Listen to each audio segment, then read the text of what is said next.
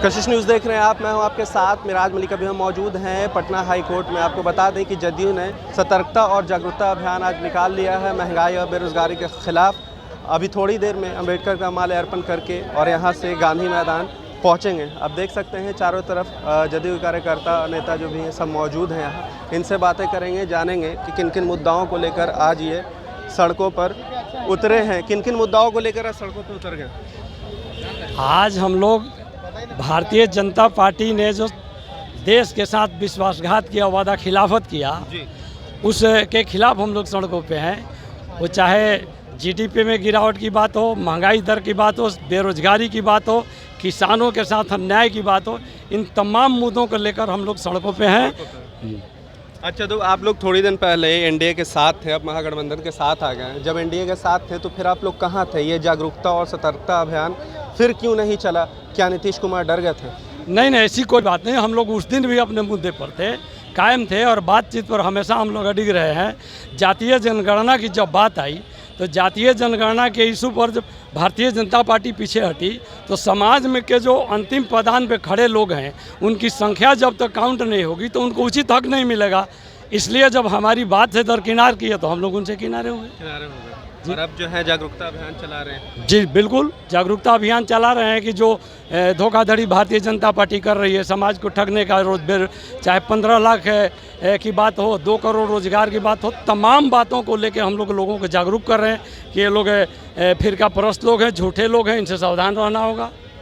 क्या लगता है जदयू बीजेपी को 2024 में उखाड़ फेंकना है? देखिए, जैसा कि बिहार में माननीय मुख्यमंत्री जी का नेतृत्व में ही पूरा बिहार में संपूर्ण विकास हुआ और बीजेपी पार्टी एक सहयोग के रूप में काम कर रही थी, लेकिन उनकी दोहरी जो चरित्र नीति थी पूरे देश में आपने देखा होगा। महाराष्ट्र में जिस तरीके से उन्होंने काम करने का काम किया, झारखंड में करने का काम किया, उनको विकास से मतलब नहीं है।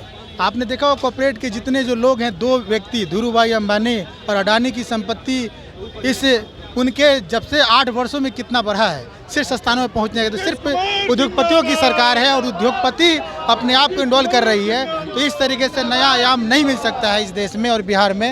लेकिन नया आयाम देने के लिए माननीय मुख्यमंत्री जी जिस तरीके से का अभियान चला रहे हैं और आपने देखा है कि जिस तरीके से वो सौहार्द बिगाड़ने का काम करता है, अन्य घटनाएं जो घटती है, जब बीजेपी सत्ता में नहीं रहती है तो घटना भी बढ़ जाती है। यानी बीजेपी दंगा भी कराती है और अन्य मुद्दों पर लोगों को ध्यान भटकाने का काम करती है। तो क्या लगता है ये अभियान से जो है सब कुछ सुधर जाएगा या अभियान यहीं तक रुक जाएगा? नहीं, इस अभियान से लोगों में एक जागृति आएगी, जनचेतना आएगी, लोग जागेंगे और मोदी को उखाड़ फेंकने का जो अभियान जो है वो निश्चित है कि संपूर्ण। क्या रणनीति चल रही है? देखिए, 24 की जो रणनीति है कि प्रखंड स्तर पे, बूथ स्तर पे, जिला स्तर पे संगठन तो सशक्त हैं ही, लोगों को भी जागरूक किया जा रहा है कि देश में आपने देखा पेट्रोल कितना महंगा हो गया। एक समय था कि मोदी के शासन में मोदी के जो लोग थे सड़कों पर उतर आते थे, हंगामा करते थे। आज उन्हीं की सरकार है और कितनी महंगाई बढ़ गई है। जनता ऊब चुका है इनकी सरकारों से। अब जनता चाहता है कि नई सरकार का गठन हो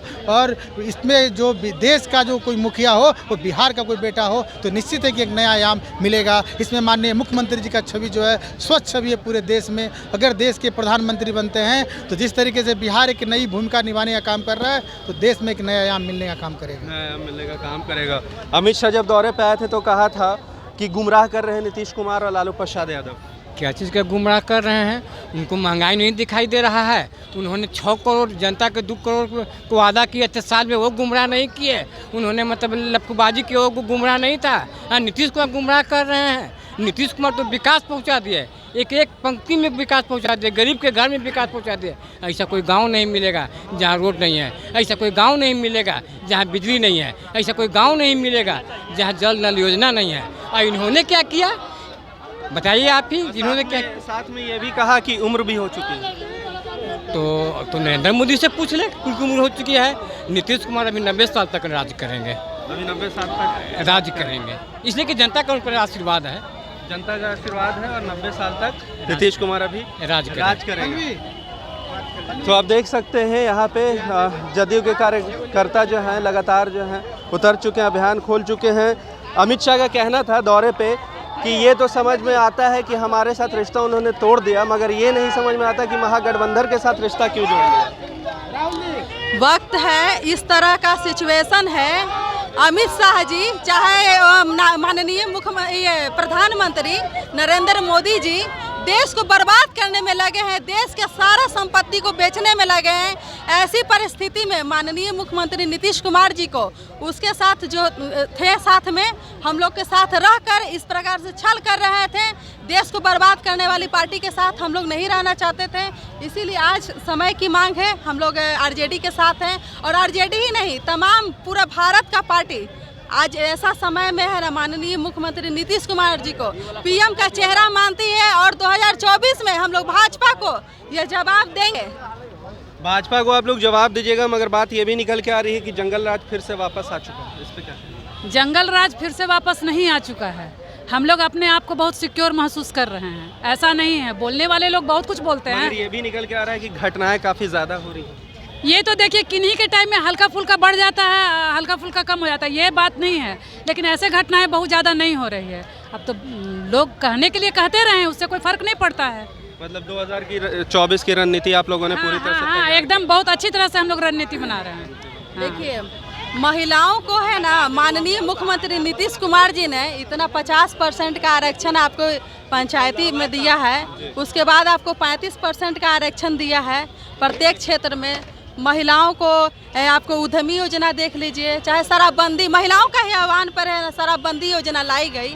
तो जाहिर सी बात है, जब पूरा देश की आधी आबादी उनके साथ है तो पीएम बनना निश्चित है। चलिए देखिए, महिलाओं का कहना है कि नीतीश कुमार का पीएम बनना मुश्किल है, क्योंकि आधी आबादी जो है देश की उनके साथ। उनका साफ तौर पे कहना है कि 2024 में हर हाल में भाजपा को हटा देंगे। और साथ में ये भी कहना है कि जिस तरह से महंगाई और बेरोजगारी बढ़ चुकी है, जनता काफ़ी नाराज़ है और परेशान है। फिलहाल इस खबर में इतना ही। इसी तरह की तमाम बड़ी खबरों के साथ कशिश न्यूज़ देखते रहें। तब तक के लिए आपका बहुत बहुत धन्यवाद।